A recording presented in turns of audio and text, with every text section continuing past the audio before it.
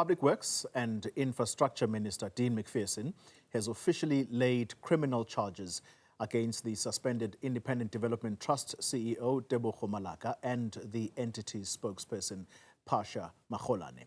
The pair were caught on camera allegedly attempting to bribe Daily Maverick journalist Pieter-Louis Myburgh with 60,000 rand to stop investigating Malaka. Nasiphi Same joining us live now with the latest on this story. And Nasiphi, good evening to you. The minister not mincing his words about how seriously he takes this matter, but interesting comments from him as well, Nasiphi, that there are some journalists, including commentators, that are party to what he has called a campaign, not only against him, but indeed to try and cover up the corruption that's been going on in the IDT. Did he mention names?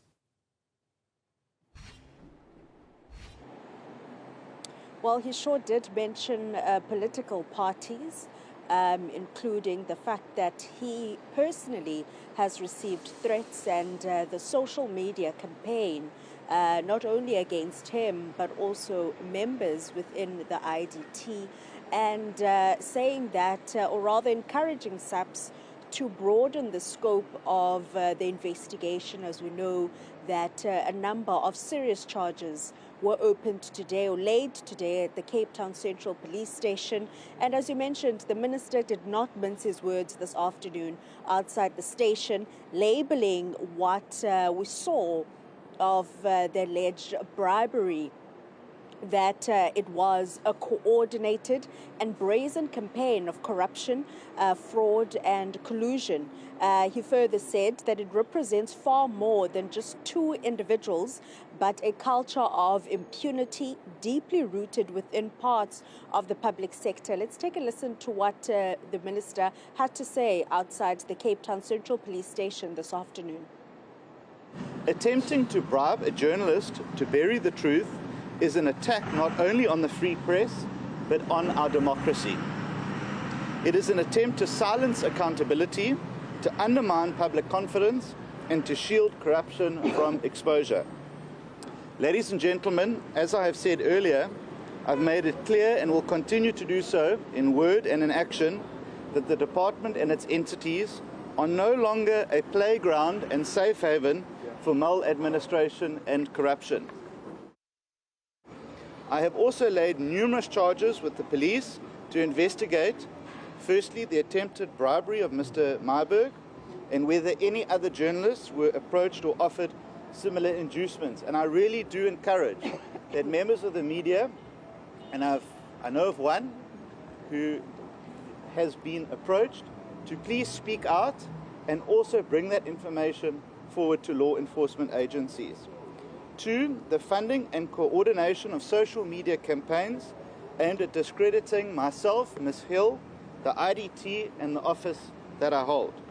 3, the role of politically connected individuals and public commentators in amplifying false information to shield wrongdoing and corruption, because that is an accessory to corruption. And 4thly, any other acts of corruption or criminality linked to these attempts to interfere with media freedom and obstruct accountability. So, Nasiphi, that's the minister there detailing part of the reason why he has decided to open criminal charges today. But he also does say the rot runs deep in the IDT. Just how messy is the place? Well, he described the rot zooming into the supply chain department as well, going as far as saying that they're looking at measures such as e-procurement to try and add a layer to avoid such incidents of corruption occurring again in the IDT or even in state-owned entities. He further said when he joined government, resuming office, he knew full well the extent of rot and corruption in the IDT. But the minister also further indicated that the board has been tasked to investigate and also institute disciplinary processes against now suspended CEO, but also look into the fact that she violated the board's conditions, that being in contact or communication with an employee or a member of IDT, and further traveling outside of Gauteng, as we know that the meeting between the journalist and the spokesperson of the IDT and suspended CEO was in the Western Cape in Stellenbosch. And they now need to also, rather the board now needs to also investigate each and every tender awarded during the term of the suspended CEO. And the minister also mentioning that he would like more people to come forward that have been approached, as we heard in that bite. We now know that more than 400 IDT employees are under review for lifestyle audits. Meanwhile, a forensic report has been handed over to SAPS, Hawks, the SIU, including the NPA.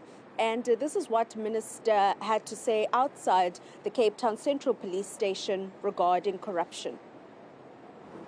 I was well aware, even before stepping into office, of the serious and long-standing allegations surrounding the IDT. For years, it has been plagued by governance failures, incomplete projects, tender irregularities, and repeated audit disclaimers. It was an entity in crisis, a state institution meant to serve the public, but instead consumed by dysfunction. Over the past year, we have begun restoring order and integrity to the IDT, but we have faced fierce resistance, not just from within the bureaucracy, but through an organized and well-paid-for and funded campaign to protect criminal entrenched interests. Nasiphi Same, thank you very much. Wrapping up the day for us on what went on outside the Cape Town police station, where these charges, criminal charges, were opened by the Minister of Public Works. Thank you very much, Nasiphi Same.